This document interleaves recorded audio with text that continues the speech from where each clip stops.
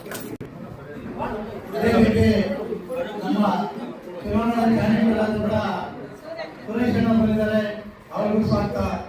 ಮತ್ತು ಅವರ ಜೊತೆಯಲ್ಲಿ ನಮ್ಮ ಗ್ರಾಮ ಪಂಚಾಯತಿ ಸದಸ್ಯರಾದ ವಿದ್ಯಾ ನಾಗರಾಜ್ ಬಂದಿದ್ದಾರೆ, ಅವರಿಗೂ ಸ್ವಾಗತ. ಮತ್ತು ಗಂಗರಾಜ್ ಅವರು ಕೆಡಿ ಬ್ಯಾಂಕ್ ನಿರ್ದೇಶಕರಾದಂತಹ ಸರಣ ಬಂದಿದ್ದಾರೆ, ಅವ್ರಿಗೂ ಸ್ವಾಗತ ಕೊಡ್ತಾ ನಮ್ಮೂರಿನ ಮುಖಂಡರು, ನನ್ನ ಸ್ನೇಹಿತರು ಎಲ್ಲರೂ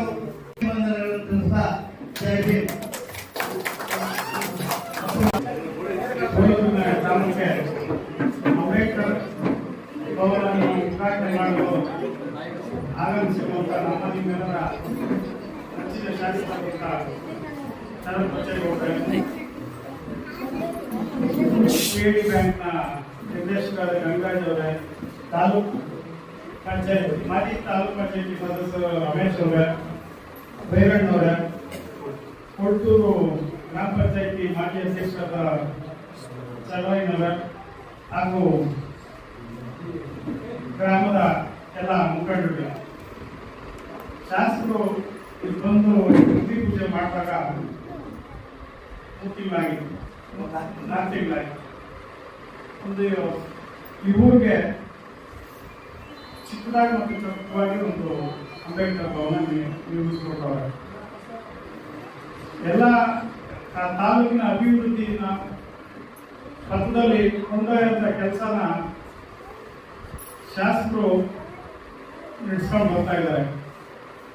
ನಮ್ಗೆ ನಮ್ಮ ತಾಲೂಕಿಗೆ ಇನ್ನ 17 MID ನೀರನ್ನ ತರುವಂತ ಕಾರ್ಯಕ್ರಮ ಹಾಕಿದ್ದಾರೆ. ಮುಂದಿನ ದಿನಗಳಲ್ಲಿ ತಾಲೂಕಿನ ಅಭಿವೃದ್ಧಿಗೆ ಅವರದೇ ಆದಂತ ನೀಲಾಕಾಶದೊಂದಿಗೆ ಅಹೋರಾತ್ರಿ ದುಡಿತಾ ಇದ್ದಾರೆ. ನನ್ನ ಪ್ರಕಾರ ಇನ್ನೊಂದು 5 ರಿಂದ 6 ವರ್ಷದಲ್ಲಿ ಸೋಲದವರು ಬೆಂಗಳೂರು ಮೆಟ್ರೋದಲ್ಲಿ ಹೋಗ್ಬೋದು ಅಂತ, ಕೊಟ್ಟೂರು ಗೇಟ್ವರೆಗೂ ಮೆಟ್ರೋ ಬರುವಂತ ಕಾರ್ಯಕ್ರಮ ಇದೆ.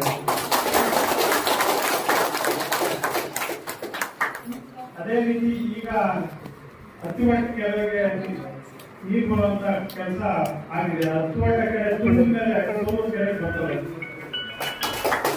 1 ಕೋಟಿ 80 ಲಕ್ಷ ಹಣ ಮಂಜೂರಾಗಿದೆ.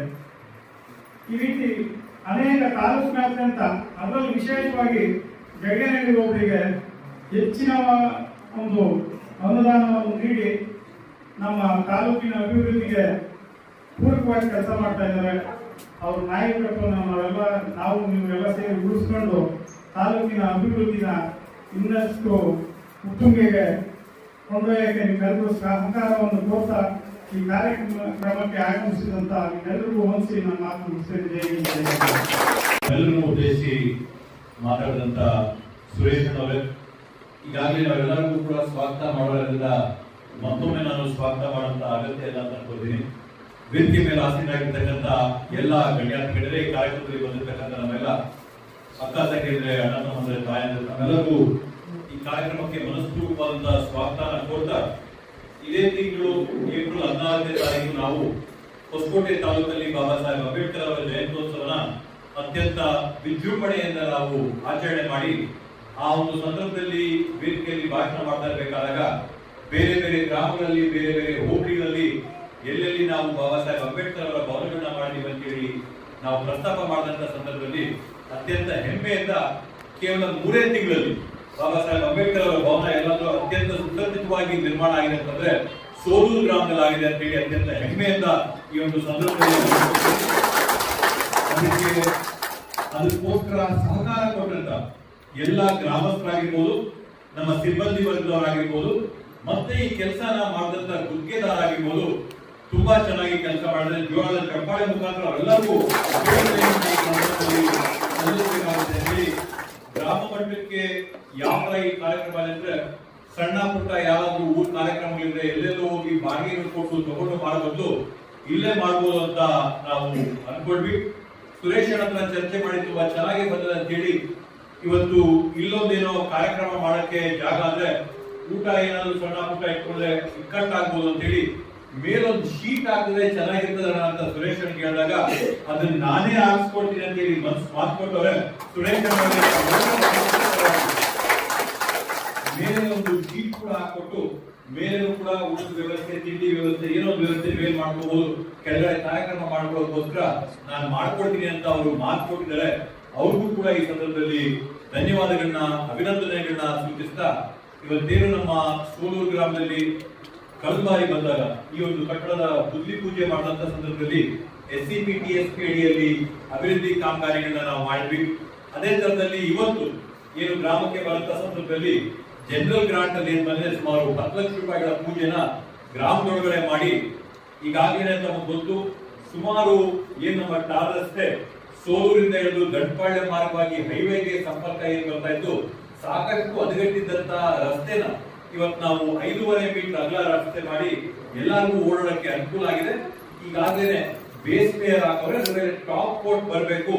ಮುಂದಿನ ದಿನಗಳಲ್ಲಿ ಗುತ್ತಿಗೆದಾರ ಬಂದು ಆ ಕೆಲಸ ಕೂಡ ಮುಗಿಸ್ಕೊಂಡು ಪಟ್ಟಿಗಳು ಏನ್ ಹಾಕ್ಬೇಕು, ಕ್ಯಾಟೈಸ್ ಏನ್ ಹಾಕ್ಬೇಕು, ಫರ್ನಿಚರ್ ಏನ್ ಹಾಕ್ಬೇಕು, ಅವೆಲ್ಲವನ್ನೂ ಕೂಡ ಮಾಡಿಕೊಟ್ಟು ಹೊಸಕೋಟೆಗೆ ಸಂಪರ್ಕನ ಒದಗಿಸ್ಕೊಳ್ಳುವಂತ ಕೆಲಸನ ಮಾಡ್ಕೊಡ್ತೀನಿ ಅಂತ ಆಶ್ವಾಸನೆಯನ್ನ ಕೊಡ್ತಾ, ಬೆಳಗ್ಗೆ ಮೊದಲನೇ ಪೂಜೆ ಅರಳೂರಿಂದ ಪ್ರಾರಂಭ ಮಾಡಿದ್ವಿ. ಅರಳೂರಿಂದ ಪ್ರಾರಂಭ ಮಾಡಿದಾಗ ಹೈವೇಯಿಂದ ಅರಳೂರ್ವರೆಗೂ ರಸ್ತೆ ಪರವಾಗಿಲ್ಲ, ಆದ್ರೆ ಅರಳೂರಿಂದ ಸೋಲೂರಿಗೆ ಏನ್ ರಸ್ತೆ ಬರ್ತದೆ, ಅರಳೂರಿಂದ ಸೋಲೂರು ರಸ್ತೆ ತುಂಬಾ ಹದಗೆಟ್ಟಿದೆ, ಅದನ್ನೇನಾದ್ರೂ ಮಾಡಿ ರಿಪೇರಿ ಮಾಡ್ಕೊಡ್ರಿ ಅಂತ ಕೇಳಿದ್ರೆ, ರಿಪೇರಿ ಈಗಾಗಲೇ ಮಾಡಿಸ್ತಾ ಇದ್ವಿ. ಒಂದೇನಾಯ್ತು ಅಂತಂದ್ರೆ ಹೈವೇ ಇಲ್ಲಿಂದ ಹಿಡಿದು ಅಲ್ಲಿ NH75 ಹೈವೇವರೆಗೂ ಅಂದ್ರೆ ಅರಳೂರು, ಸೋಲೂರು, ಅತ್ತಿವಾಟ, NH75 ಹೈವೇನ ಪ್ರಗತಿ ಪಥದಡಿಯಲ್ಲಿ ಈ ರಸ್ತೆನ ತಗೊಂಡು ಪ್ರಗತಿ ಪಥದಲ್ಲಿ ಅಭಿವೃದ್ಧಿ ಮಾಡಕ್ಕೆ ಆಯ್ಕೆ ಮಾಡ್ಕೊಂಡಿದ್ರಿಂದ ಅದನ್ನ ನಾವು ಅಭಿವೃದ್ಧಿ ಮಾಡಕ್ ಆಗಿರ್ಲಿಲ್ಲ.